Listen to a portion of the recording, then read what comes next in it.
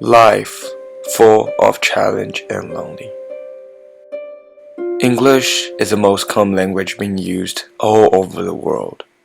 When I was 12 years old, my parents recognized the importance of knowing English and decided to send me to one of the native speaking land, Great Britain.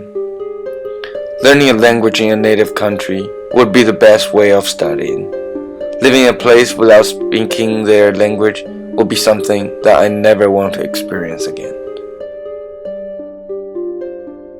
In an afternoon on January 23rd, 2011, with a little bit of excitement and fear deeply inside of me, I boarded the airplane. It was the first time that I flew for more than 10 hours by myself, passing through customer securities and struggling to meet the person that was supposed to pick me up at Heathrow Airport in London were the first few challenges I met. Those things were usually not done by myself, since every time when I traveled to other countries, my parents were with me all the time. That made me even more worried about my life in England. Communicating with others was a nightmare in that period of my life. I was afraid to speak to them in English, and they do not understand my Chinese. So the only word that can come out of my mouth for the first few weeks were hello, yes, and no. Food was actually not the biggest problem, since my host mother would always keep some food in the refrigerator. But the sense of loneliness has never went away in my next half year.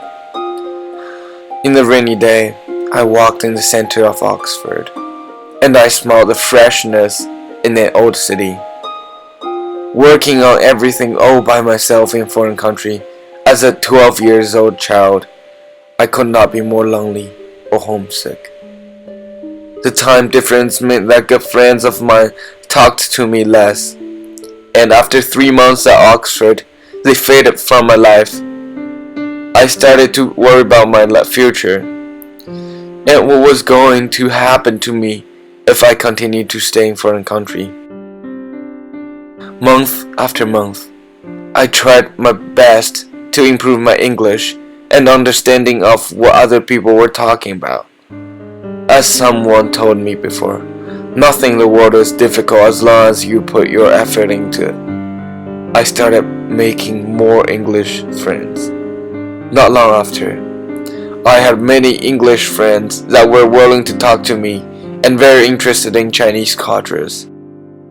I stayed in England, and it was a great decision made by myself.